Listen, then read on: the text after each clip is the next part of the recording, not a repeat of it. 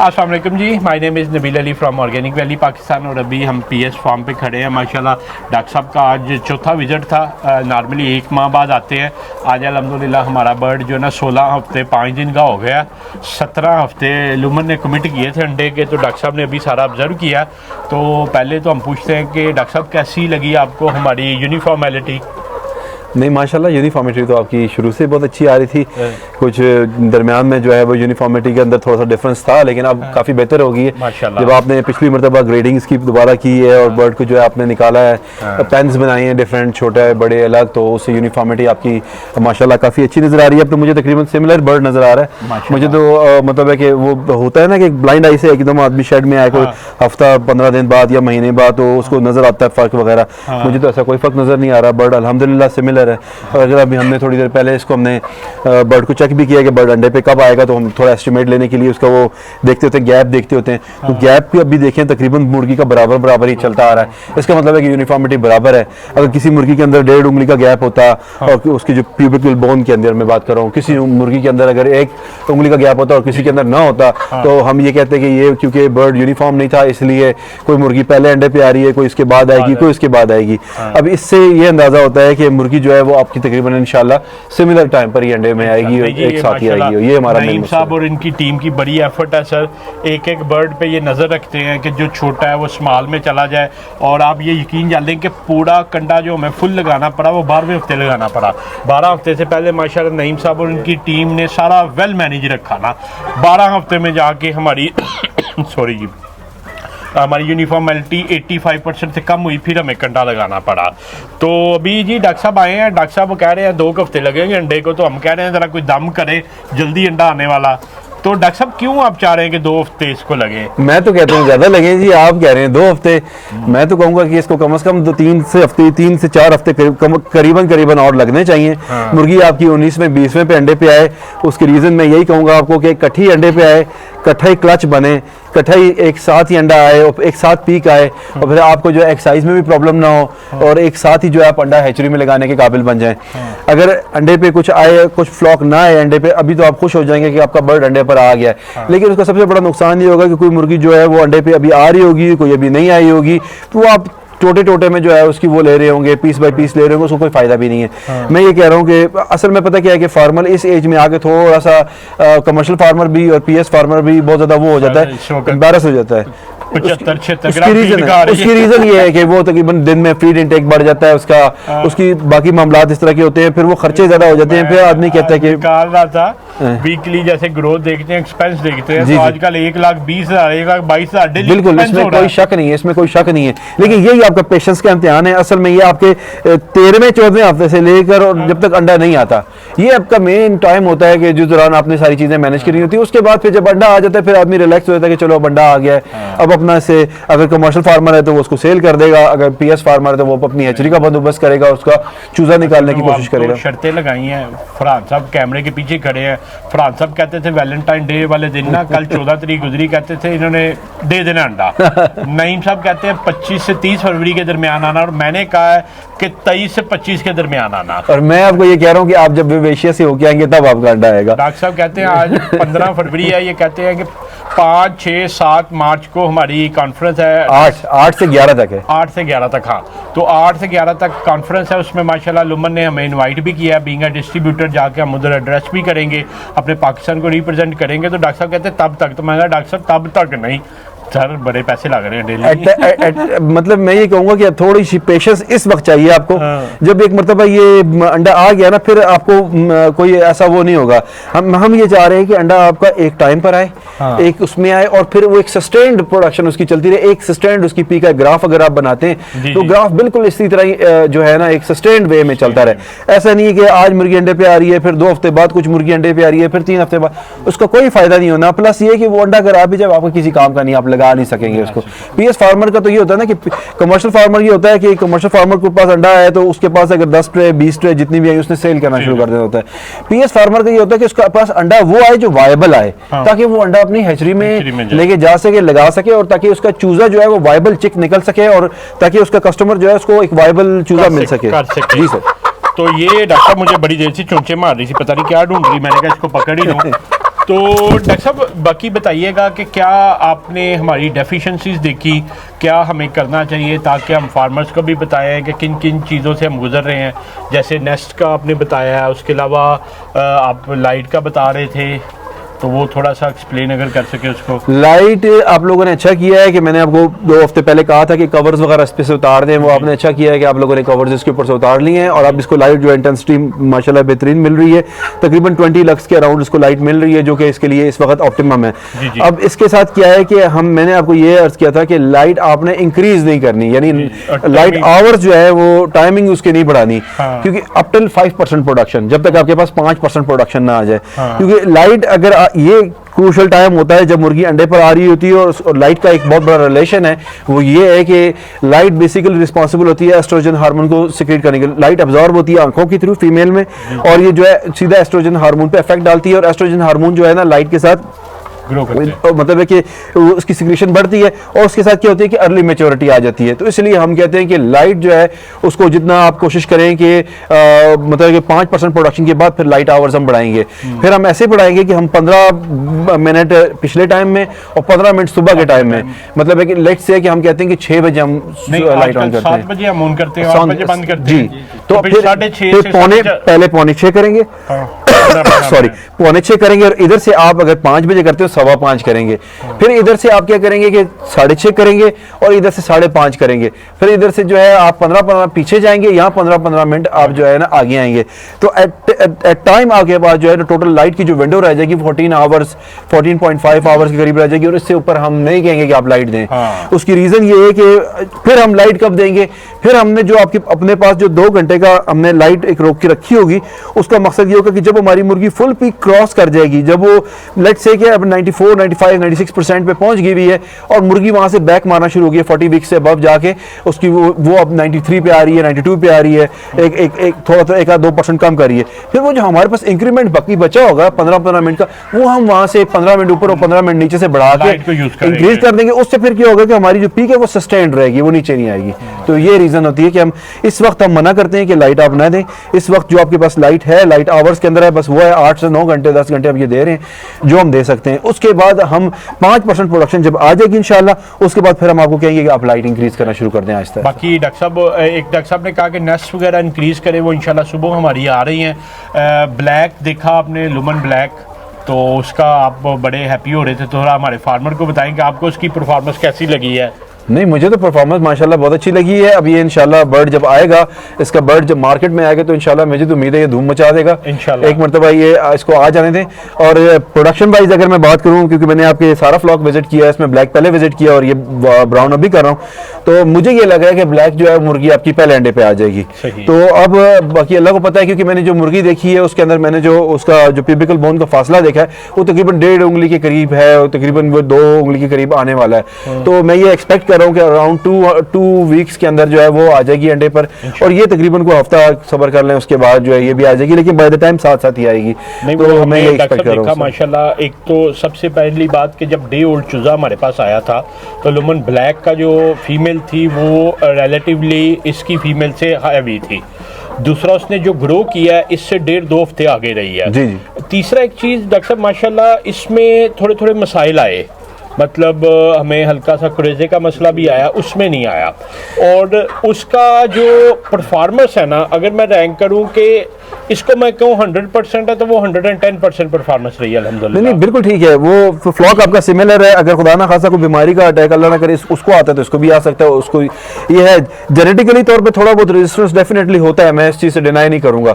लेकिन अगर खुदा ना खासा कोई ऐसी सीवियर बीमारी आती है जो इसको आई हो तो उसको भी आ सकती है। बेसिकली जो प्रॉब्लम था आप लोगों का, वो क्योंकि सर्दी बहुत ज़्यादा थी, धुंधें पड़ रही थी उस टाइम पर, और टेम्परेचर जो है बाहर माइनस में चल रहा था, तो उसकी वजह से क्या था कि वेंटिलेशन कंप्रोमाइज हो रही थी। वेंटिलेशन कंप्रोमाइज होने के साथ साथ क्या होता है कि अमोनिया जो है उसकी मिकदार बढ़ रही थी फार्म में, और छत गीली हो रही थी आपकी।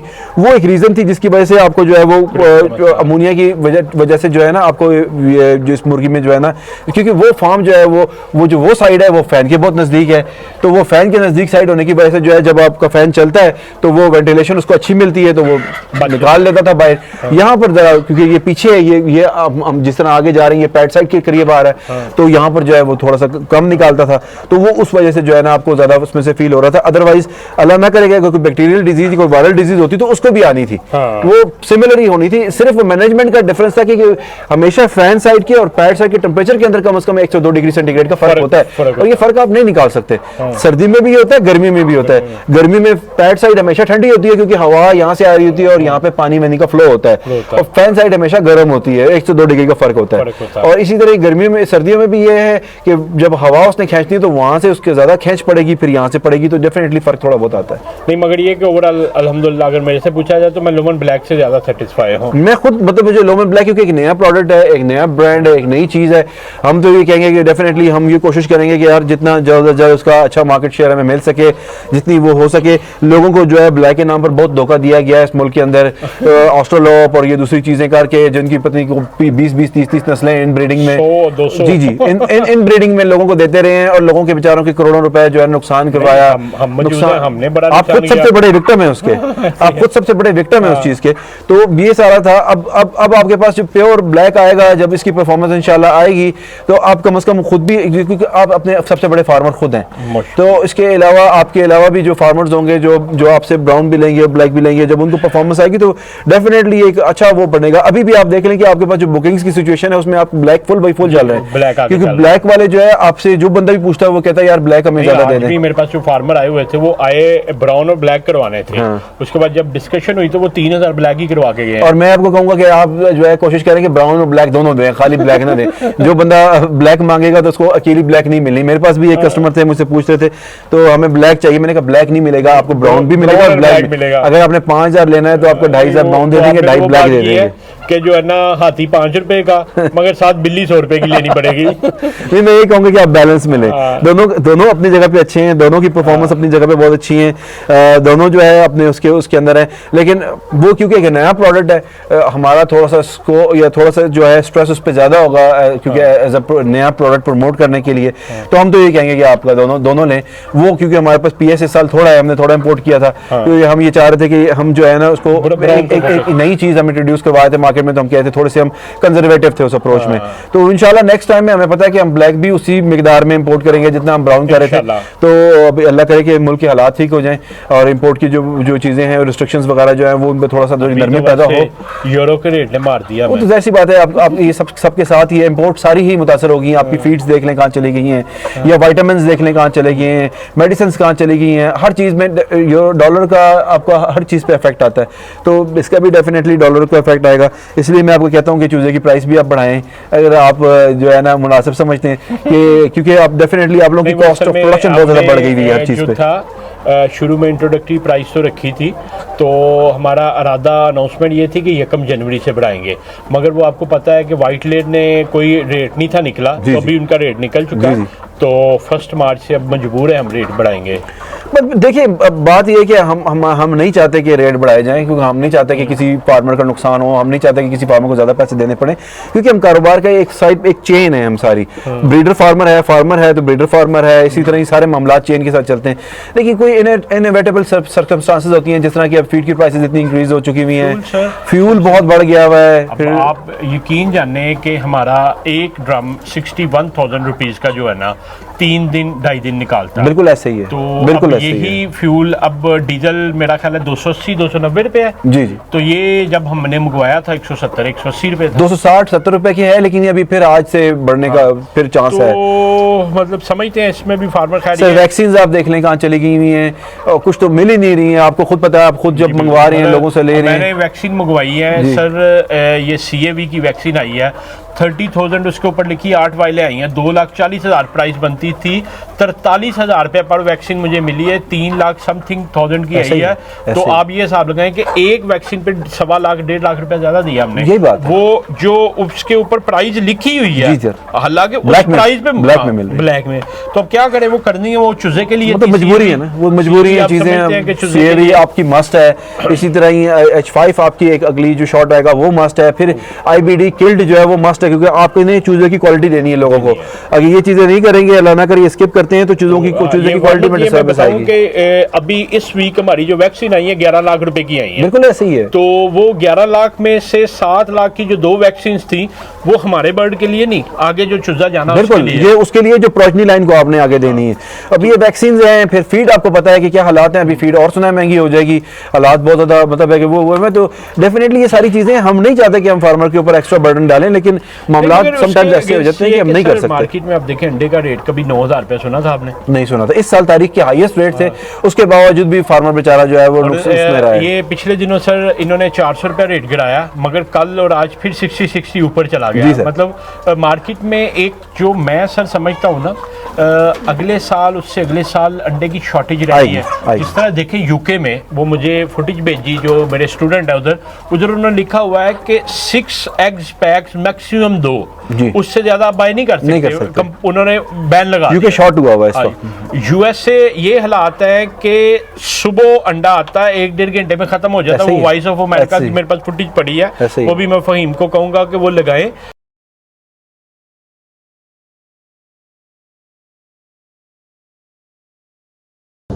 मैं भी ग्रोसरी शॉपिंग करके आ रही हूँ और मेरे बैग में मौजूद इन 1 दर्जन अंडों की कीमत $6.25 यानी तकरीबन पाकिस्तानी 1300 रुपए के करीब है। जी हाँ, 1300 रुपए के 1 दर्जन अंडे। पिछले साल के आगाज में यही अंडे $2.25 या 400 पाकिस्तानी रुपए के मिल रहे थे। अब आपको पाकिस्तानी 300 रुपए दर्जन अंडे कुछ ज्यादा महंगे नहीं लग रहे होंगे। चलिए वापस अमेरिका की बात करते हैं। अमेरिका में वैसे तो सरकारी अदादोशुमार के मुताबिक तमाम अशिया की कीमतें एक साल में 6.5% बढ़ी हैं, मगर अंडों की कीमतों में सबसे ज्यादा इजाफा देखा गया, जो पिछले एक साल में 60% तक बढ़ी हैं। अलबत्ता बढ़ती हुई कीमतें तो आपने देख ही ली हैं, और इसकी चंद दीगर वजूहात में लेबर और अशिया की कीमतों में ओवरऑल इजाफा, खुसूसन मुर्गियों की फीड की कीमतें बढ़ना शामिल है। तो वो ये है कि पूरी दुनिया में ये मसाइल चल रहे हैं। यूके का यूएई का मैं सर बताता हूँ। वो उधर मेरे एक अच्छे दोस्त हैं, वो बता रहे हैं, कहते हैं पिछले साल जनवरी फरवरी में पर टन फीड का रेट था 1250 दिरहम, अब 1950 दिरहम। ऐसा ही है, ऐसा ही है। तो वो हर जगह कमोडिटीज की प्राइसेस इंक्रीज हो गई ना सारी दुनिया में। फिर आप देखें मलेशिया इस टाइम पर शॉर्ट है, इंडिया उसको अंडा दे रहा है, क्योंकि तकरीबन 1 करोड़ अंडा हर मंथ का जो है इंडिया दे रहा है मलेशिया को, क्योंकि मलेशिया इस टाइम पर शॉर्ट है और मलेशिया बहुत वाइब्रेंट मार्केट है साउथ ईस्ट एशिया की। तो ओवरऑल सारी दुनिया में एक तो यूक्रेन की वॉर का क्राइसिस है, फिर ऊपर से वो कोविड का मसला था, उसका एक क्राइसिस आ रहा है, उसका इफेक्ट आ रहा है। फिर तीसरा इफेक्ट जो है वो पाकिस्तान का तो स्पेशल है, क्योंकि पाकिस्तान में अब डॉलर टू रुपीज का जो डेप्रिसिएशन हो गई है बहुत ज्यादा रुपये की, उसकी वजह से एक बहुत बड़ा इफेक्ट है। ये सारी चीजें साथ साथ हैं। अब देखें, जिंदा तो रहना है, काम करना है, वही इंसान है, वो खाएंगे। और मैं भी यही एक्सपेक्ट कर रहा हूँ, आप बिल्कुल ठीक कह रहे हैं कि अगले साल में या इस साल 2023 और 24 के अंदर आपको एक ही शॉर्टेज मिलेगी। उसकी वजह यह कि इतनी मुर्गी रिप्लेस नहीं हो रही जितना वजह जो है ना, एक तो आप इस चीज के खुद एविडेंट है कि इस दफा पीएस नहीं आए, कम आए। अब पीएस अगर कम आए तो आगे कमर्शियल कम डलेंगे। बिल्कुल ऐसा ही है। ऊपर से प्रॉब्लम ये हुआ कि जब फीड की प्राइसेस ऊपर गई तो लोगों ने मोल्डिंग पे मुर्गी लगा दी। अब मोल्ड की मुर्गी कितनी देर निकालेगी? 3 महीने 4 महीने मैक्सिमम। इस वक्त भी अगर डाले तो उसने 6 माह बाद अंडा देना, यही 3-4 महीने। मैं ये एक्सपेक्ट कर रहा हूँ कि इस गर्मियों में भी शॉर्टेज रहेगी। अंडे की शॉर्टेज 23 में पूरे में रहेगी और 24 में मैं समझता हूँ शॉर्टेज रहेगी। 24 में अगर 23 में कोई फ्लॉक्स ज्यादा इंपोर्ट हो जाते हैं टीएस के, जो फिर 25 में ताकि 24 के अंदर 23 के एंड में 24 के फरवरी में चूजा ज्यादा पड़ जाता है, फिर 25 से आप समझेंगे कि आप बराबर हो जाएंगे। अदरवाइज आपकी बात सही है, क्योंकि एक तो मोल्टिंग स्टार्ट हो गई है। मोल्टिंग की मुर्गी आपकी 2 से 3 महीने ज्यादा से ज्यादा निकालती है। उसके बाद फिर आपने मुर्गी कल करनी है, सेल करना है, तो फार्म आपके खाली हो जाने, पीछे आपके पास उतना वो वॉल्यूम, क्योंकि हम जो है 45 मिलियन लेयर की मार्केट है पाकिस्तान। कमर्शियल लेयर जो है हमारे पास 45 से 48 मिलियन के अराउंड रहती है पूरा साल। उसमें से कुछ रेयरिंग में होती है और कुछ प्रोडक्शन में होती है। और सर उसमें वजह, जैसे ही आप ये देखें 600 रुपया 400 200 करके 600 अंडे का रेट गिरा ना, 280 रुपए कलिंग रेट था बर्ड का, 220 रुपए हो गया। ये इस चीज की आइडेंटिफिकेशन है कि लोगों ने बर्ड सेल करना शुरू कर दिया, कलिंग करनी शुरू कर दी है। अब ये जो कलिंग होनी है ना, इसने और शॉर्टेज क्रिएट करनी है। ऐसी बात है, वो डिमांड आपकी उतनी रहनी है, सप्लाई आपके पास होनी नहीं है। वाइट का सर पिछले 2 वीक पहले मुझे याद है कि 1 या 2 फरवरी को कलिंग रेट था 280 रुपए। जी सर, कल मैंने पूछा 220 रुपए कलिंग रेट है, क्योंकि अभी कलिंग शुरू हो गई है, क्योंकि लोगों ने अब सेल करना करना शुरू कर दिया। तो इन सब चीज़ों को देखते हुए मैं तो ये समझता हूँ कि आने वाले 2-3 साल जो है ना एक ऊपर रहेगा। और ये इकोनॉमिक्स का रूल भी है, आपने भी पढ़ा होगा कि डिमांड सप्लाई है, जब रेट नीचे होना है तो लोगों ने सप्लाई कम करनी है तो डिमांड ऊपर चली। बिल्कुल ऐसे ही है, बिल्कुल ऐसे। क्योंकि देखिए बात ये, आपके पास माउथ्स जो हैं जो आपने फीड करने हैं वो 23 करोड़ लोग हैं इस मुल्क के अंदर, आबादी इस मुल्क की 23 करोड़ है।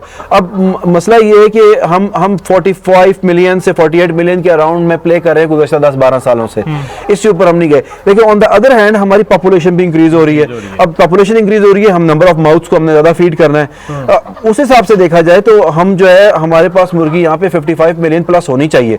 लेकिन क्योंकि पाकिस्तान है, हालात खराब है, फाइनेंशियली तौर पे हम लोग काफी वीक हो गए हैं, स्पेशली तौर पे जो है ना हमारे जो देहातों में रहने वाले लोग हैं वो बेचारे फाइनेंशियली और ज्यादा वीक हो गए। शहरों में भी जो है मिडिल क्लास जो है वो लोअर मिडिल क्लास में कन्वर्ट हो गई है, तो लोग जो है वो अंडे कम खा रहे हैं और ये एक रीजन है। अदरवाइज अगर ये हेल्दी पॉपुलेशन के ऊपर सेंसस निकाला जाता तो हमारी इस टाइम पर कंजम्पशन कम से कम कोई एक दूसरी वजह भी है कि हमारे पास जो हमारा इंडिजिनस बर्ड जिसको हम गोल्डन मिस्री कहते थे अब ना होने के बराबर, बिल्कुल ना होने के बराबर है। कि ऐसी हेचरी जो 7-7, 8-8 लाख चूजा निकालती थी वीकली अब कुछ नहीं निकाल। उसकी रीजन है ना सर, वो वारा नहीं खाता। अब बात ये कि फीड आपकी इतनी एक्सपेंसिव है, चीजें आपकी इतनी महंगी हैं, उस मुर्गी का पोटेंशियल उतना है नहीं है कि जो आपको रिजल्ट दे सके। मेरे पास आज फार्मर आए कहते मैंने 5 माह 5.5 माह मुर्गी पाली, उसने अंडा दिया ही नहीं। सर पोटेंशियल नहीं है ना, जेनेटिक पोटेंशियल नहीं है। आप उसके ऊपर जितनी मर्जी मेहनत कर लो, आप अपने पैसे जाया कर रहे होते हैं, आप अपना टाइम जाया कर रहे होते हैं। तो मैं तो ये कहूंगा कि सर देखिए आप लोग हैं एक प्रॉपर ब्रीड डाल के बैठे हुए हैं, एक प्रॉपर लेके चल रहे हैं,